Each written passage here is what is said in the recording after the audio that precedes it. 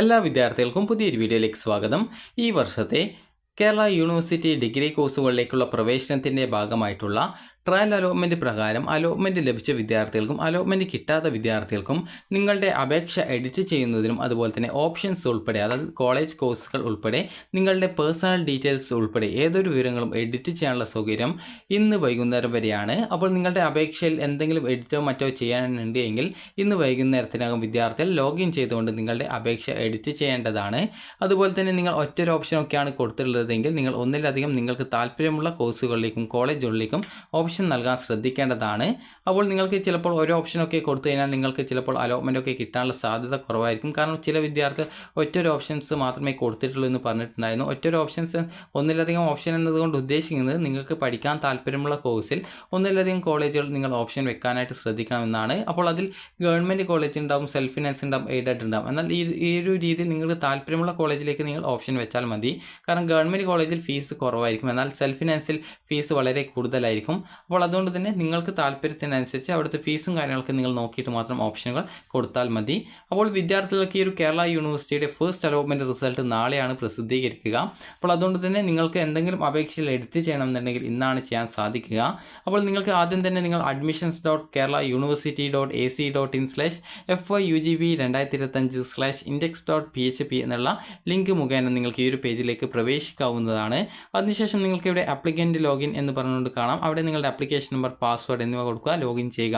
നിങ്ങൾക്കിപ്പോൾ പാസ്വേഡും ആപ്ലിക്കേഷനും മറന്നുപോയൊരു വിദ്യാർത്ഥിയാണെങ്കിൽ ഫോർഗോട്ട് പാസ്വേഡ് ഓപ്ഷൻ ഉണ്ട്, അതിൽ ക്ലിക്ക് ചെയ്യുക. അതിനുശേഷം നിങ്ങളുടെ മൊബൈൽ നമ്പർ കൊടുക്കുക. അതുപോലെ തന്നെ നിങ്ങൾ സെലക്ട് കാറ്റഗറി എന്ന് പറഞ്ഞുകൊണ്ട് കാണാൻ പറ്റും.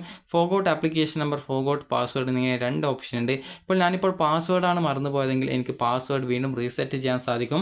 അതേസമയം ഞാൻ ഇപ്പോൾ മറന്നുപോയിട്ടുണ്ടായിരുന്നത് ഒരു ആപ്ലിക്കേഷൻ നമ്പർ ആണെങ്കിൽ അതിനനുസരിച്ച് ആ ഒരു ഡീറ്റെയിൽസ് നിങ്ങൾ കൊടുത്ത് സബ്മിറ്റ് ചെയ്ത് കഴിഞ്ഞാൽ പിന്നീട് അടുത്ത പേജിൽ ചിലപ്പോൾ എന്തെങ്കിലും ഡീറ്റെയിൽസ് അടുത്ത പേജിലും ചോദിക്കും. അപ്പോൾ അത് കൃത്യമായിട്ട് കൊടുത്ത് സബ്മിറ്റ് ചെയ്ത് കഴിഞ്ഞാൽ നിങ്ങളുടെ ഫോണിലേക്ക് SMS ആയിട്ട് ആ ഒരു നിങ്ങളുടെ ആപ്ലിക്കേഷൻ നമ്പർ വരുന്നതായിരിക്കും. പാസ്വേഡ് ആണെങ്കിൽ നിങ്ങൾ ചിലപ്പോൾ റീസെറ്റ് ചെയ്ത് കൊടുക്കേണ്ടതായിട്ട് വരുന്നതാണ്. ഇനി വിദ്യാർത്ഥികൾ ചോദിക്കുന്ന പ്രധാനപ്പെട്ട കാര്യമാണ് ഈ ഒരു കേരള യൂണിവേഴ്സിറ്റിയുടെ അഡ്മിഷൻ്റെ കാര്യം. കേരള യൂണിവേഴ്സിറ്റിയുടെ ഫസ്റ്റ് അലോട്ട്മെൻറ്റ് റിസൾട്ട് നാളെയാണ് പ്രസിദ്ധീകരിക്കുക. അത് ജൂൺ 18-ാം തീയതിയാണ് പ്രസിദ്ധീകരിക്കുക. 19, 20, 21, 23 തീയതികളായിട്ടാണ് വിദ്യാർത്ഥികളുടെ അഡ്മിഷൻ നടക്കുന്നത്. അപ്പോൾ വിദ്യാർത്ഥികൾക്ക് നിങ്ങളുടെ ഈ ഒരു ട്രയൽ അലോട്ട്മെൻറ്റ് കിട്ടിയ വിദ്യാർത്ഥികളുടെ ലാസ്റ്റ് റാങ്ക് ഡീറ്റെയിൽസ് മനസ്സിലാക്കുന്നതിനായിട്ട് നിങ്ങൾ ചെയ്യേണ്ടത് ഇവിടെ last index mark of trial allotment click here എന്ന് പറഞ്ഞിട്ട് കൊടുത്തിട്ടുണ്ട്. അപ്പോൾ അവിടെ നിങ്ങൾ ക്ലിക്ക് ചെയ്യുക. അതിനുശേഷം സെലക്ട് എ കോഴ്സ് എന്ന് പറഞ്ഞുകൊണ്ട് കൊടുത്തിട്ടുണ്ട്. ഞാനിപ്പോൾ ഇവിടെ BA ഇംഗ്ലീഷ് കോഴ്സാണ് സെലക്ട് ചെയ്യുന്നത്. നിങ്ങൾക്ക് ഇഷ്ടമുള്ള കോഴ്സുകൾ നിങ്ങൾക്ക് ഈ രീതിയിൽ സെലക്ട് ചെയ്ത് അതിൻ്റെ ലാസ്റ്റ് ഇൻഡെക്സ് മാർക്ക് അറിയാവുന്നതാണ്. അപ്പോൾ ഗെറ്റ് ലാസ്റ്റ് ഇൻഡെക്സ് മാർക്ക് എന്നുള്ള ക്ലിക്ക് ചെയ്യുക. ക്ലിക്ക് ചെയ്ത് കഴിഞ്ഞാൽ ഇവിടെ നിങ്ങൾക്ക് കാണാം ജനറൽ, EVA, മുസ്ലിം, അതുപോലെ തന്നെ LC, OBX, OBH, SC, ST, EWS, differently abled, TLM, transgender എന്ന് പറഞ്ഞുകൊണ്ട് കാണാൻ സാധിക്കും.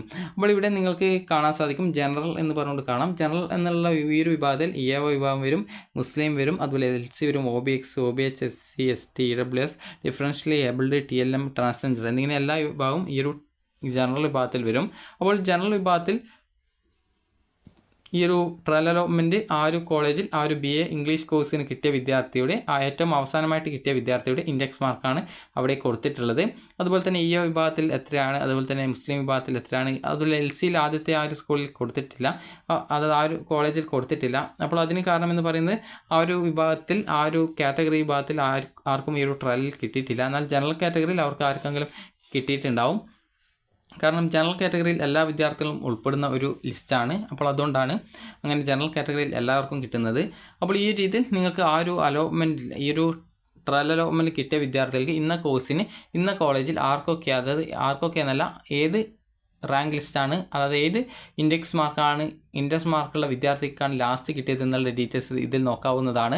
അപ്പോൾ ഇതിൽ നിങ്ങൾ നോക്കിയിട്ട് നിങ്ങളുടെ ഇൻഡെക്സ് മാർക്ക് എത്രയാണോ അതിൽ നിങ്ങൾക്ക് എവിടെയാണ് കിട്ടാൻ സാധ്യത എന്നുള്ളത് നിങ്ങൾക്ക് ജസ്റ്റ് ഒന്ന് മനസ്സിലാക്കാവുന്നതാണ്. അതിനനുസരിച്ച് നിങ്ങൾക്ക് നിങ്ങളുടെ ഓപ്ഷൻസ് വേണമെങ്കിൽ ആ ഒരു പുതുതായിട്ട് നൽകുന്നതിനും അതുപോലെ തന്നെ റീഅറേഞ്ച് ചെയ്യണമെങ്കിൽ അങ്ങനെ ചെയ്യുന്നതിനും സാധിക്കുന്നതാണ്.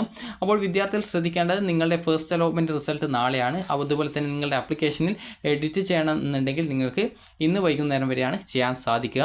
അപ്പോൾ നിങ്ങൾക്ക് എഡിറ്റ് ചെയ്യാനായിട്ട് വളരെയധികം സിമ്പിളാണ്. നിങ്ങളുടെ ആപ്ലിക്കേഷൻ നമ്പർ കൊടുക്കുക, പാസ്വേഡ് കൊടുക്കുക, ലോഗിൻ ചെയ്യുക. ലോഗിൻ ചെയ്ത് കഴിഞ്ഞാൽ പിന്നീട് എഡിറ്റ് ചെയ്യാനുള്ള ഓപ്ഷൻ കാണാൻ സാധിക്കും. അപ്പോൾ ആ ഒരു എഡിറ്റ് എന്നുള്ള ആ ഒരു ബട്ടൺ ക്ലിക്ക് ചെയ്തുകൊണ്ട് നിങ്ങൾക്ക് നിങ്ങളുടെ അപേക്ഷയിലെ നിങ്ങളുടെ പേഴ്സണൽ ഡീറ്റെയിൽസ് ഉൾപ്പെടെ നിങ്ങളുടെ കോഴ്സ് അതുപോലെ തന്നെ കോളേജ് എന്നിവ ഉൾപ്പെടെ ഏതൊരു വിവരങ്ങൾ നിങ്ങൾക്ക് എഡിറ്റ് ചെയ്യാം.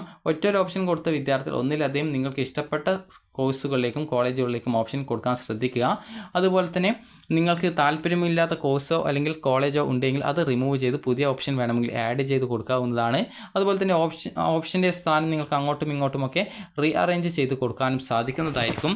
അപ്പോൾ വിദ്യാർത്ഥികൾക്ക് ഈ ഒരു വീഡിയോ ഉപകാരപ്രദമായിട്ടുണ്ടെങ്കിൽ ലൈക്ക് ചെയ്യുക, ഷെയർ ചെയ്യുക. Thank you for watching.